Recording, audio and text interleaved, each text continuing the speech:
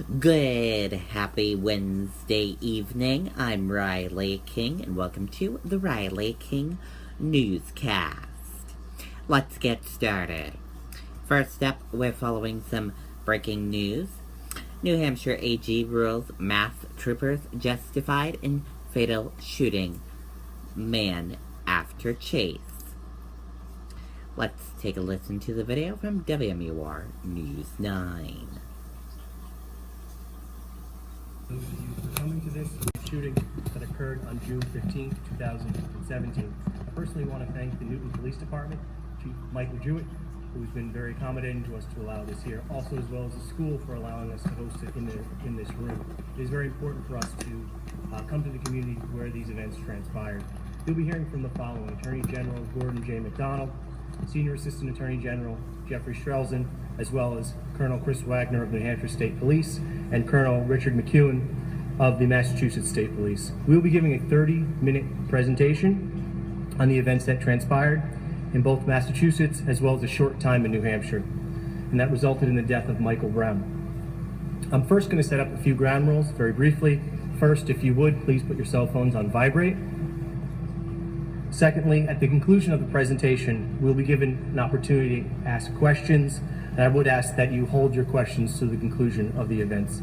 Additionally, we will be providing a copy of not only the presentation, which you all will be seeing, as well as the written final report. With that, Attorney General Gordon McDonald.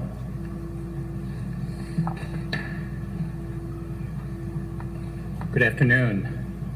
Law enforcement officers are granted special authority to use deadly force in the course of their duties to keep our community safe.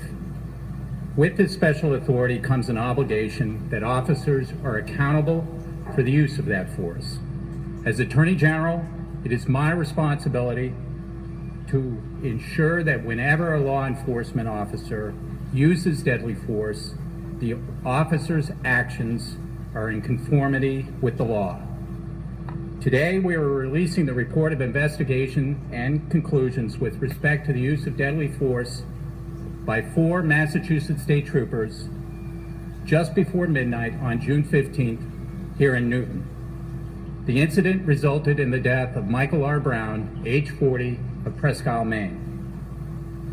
I believe that to the extent possible, it is important to be directly accountable to the communities most immediately affected by incidents such as this, hence our presence in Newton today. And I would like to reiterate our thanks and acknowledge the support of Chief Michael Jewett and his department, the school, and the citizens of Newton. Under New Hampshire law, a law enforcement officer is justified in using deadly force when the officer reasonably believes that such force is necessary to defend the officer or a third person from what the officer reasonably believes is the imminent use of deadly force. Following a thorough investigation by my office and the New Hampshire State Police Major Crimes Unit, I have determined that the use of deadly force by the 4 Massachusetts state troopers was legally justified. The troopers are Michael Karanfa, Robert Holland, George Katsarakis, and Daniel Pertel. The details and legal bases for this conclusion are set forth in a 29-page report that we are releasing today. In sum, and as you will be seeing and hearing today and reading in our report, here are the following major facts. Mr. Brown had been wanted in Maine for a charge of gross sexual assault. He was reported to have stolen a truck along with a loaded 9mm handgun. Okay, and there you go on that report.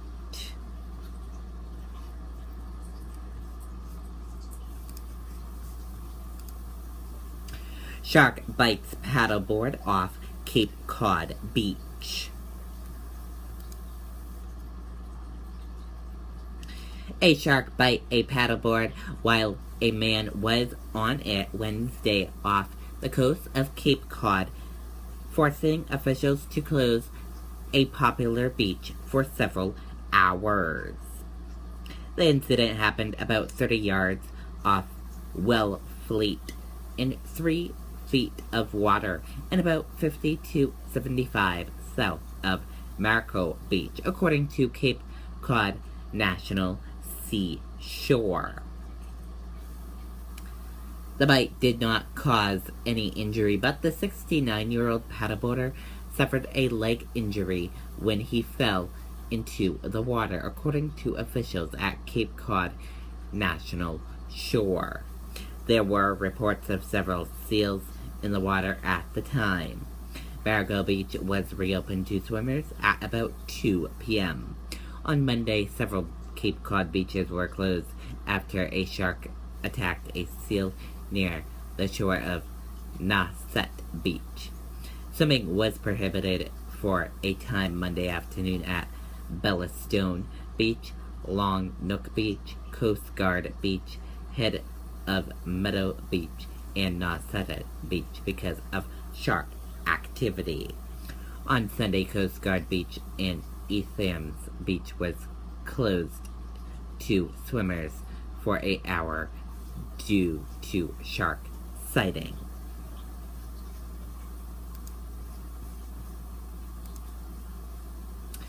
Sheriff identifies 16-year-old killed in dirt bike versus car collision. A 16-year-old from Sanford was killed when his dirt bike collided with a car Tuesday night in York County, Sheriff Bill King said. The crash happened around 7:30 p.m. near Route 57 and Route 109 in Acton. Ayers Davis was operating a dirt bike when he hit the side of a Jeep Cherokee, King said. The Jeep driver was turning into the Acton Trading Post. Davis was pronounced dead at the scene. No other information was released.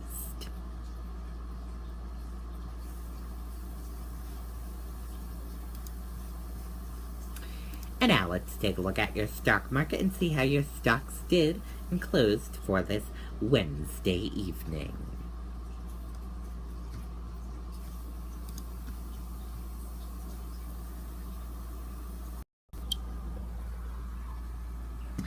And here's a look at your stock market right at this hour. Your Dow Jones closed in the red and went down. Your Nasdaq closed in the red and went down. S&P 500 index closed in the red and went down.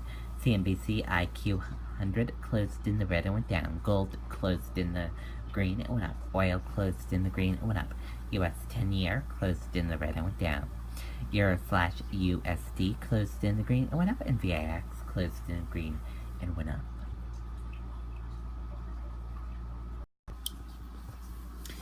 Now let's talk about some business news.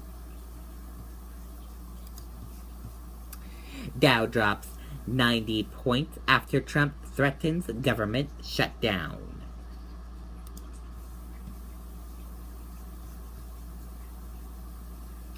U.S. stocks fell on Wednesday after President Donald Trump said he would be willing to let the government shut down if his border wall isn't funded.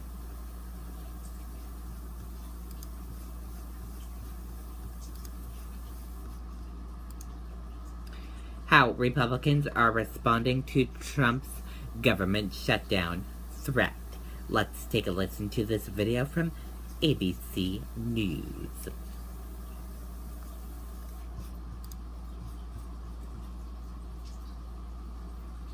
Sick and tired of jokes that make you feel sick and tired? Well, the legendary Second City has got the antidote for atrocious anecdotes, the bandage for bad gags, and the healing for half-hearted humor with their newest show, Cure for the Common Comedy. The The Second City's produced such stars as Bill Murray, Tina Fey, Keegan-Michael Key, and will also produce laughter, which is the best medicine. Cure for the common comedy.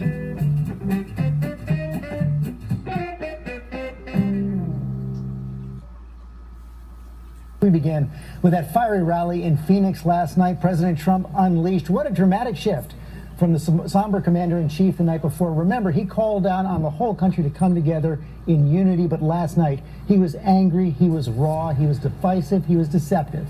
He riled up the crowd by lashing out at the media. He went back at Charlottesville, saying his words were, quote, perfect, but he left out the comments that drew so much fire.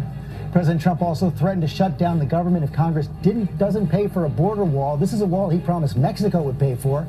And outside the rally, thousands of protesters clashed with Trump supporters and police. Our senior White House correspondent Cecilia Vega was in the room. She starts us off from Phoenix. Good morning, Cecilia. George, good morning to you. An hour and 15 minutes plus. That is how long the president went on for here. A full assault on the media for the backlash that he faced over Charlottesville. President Trump went to Phoenix overnight, using the opportunity to defend his response to Charlottesville. As I said, everything. I hit him with neo-Nazi. I hit him with everything. I got the white supremacists, the neo-Nazi, I got them all in there. Let's see. Yeah, KKK, we have KKK. I got them all. He made a full rebuttal of the controversy over his comments. I say we have to heal our wounds and the wounds of our country. I love the people of our country, the people, all of the people. Reading portions of his various responses one by one. The first one, I did this 3 times. We have to come together as Americans with love for the nation. So in my second statement, I got really specific. And they said, why didn't he do it faster? Except in his retelling, the president never mentions his most controversial comment. We condemn in the strongest possible terms this egregious display of hatred, bigotry, and violence on many sides. Also never mentioning how many times he reiterated it. And you had some very bad people in that group, but you also had people that were very fine people on both sides. He rallied his base by riling them up, taking dead aim at the media for the fallout over one of his worst weeks as president so far. They make up stories. They have no sources in many cases. They say a source says there is no such thing, but they don't report the facts. And hinting that there's a pardon to come for Arizona's controversial sheriff, Joe Arpaio. But you know what? I'll make a prediction. I think he's going to be just fine, okay? But I won't do it tonight because I don't want to cause any controversy. Is that okay? A campaign rally. They're trying to take away our culture. They're trying to take away our history. And our weak leaders, they do it overnight. Looking ahead to a re-election by a president just 8 months on the job. We are fully and totally committed to fighting for our agenda, and we will not stop until the job is done. And the president's re-election campaign says that there were 15,000 people here to see him speak. And right here in Phoenix, George, the president said that he will get that border wall built, even if it means the government has to shut down to pay for it.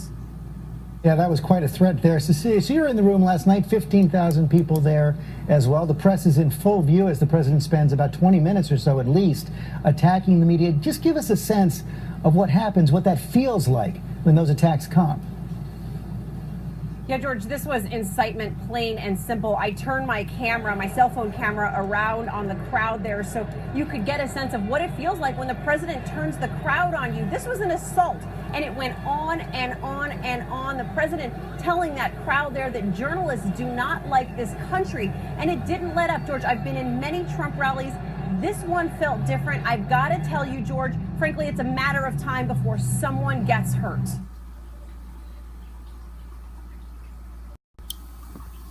Okay, and there you go on that report. And that does it for the Riley King Newscast right here on the Riley King Network. I hope you all have a great rest of your Wednesday night. I'll see you back here tomorrow with more news. Good night, everyone. Bye.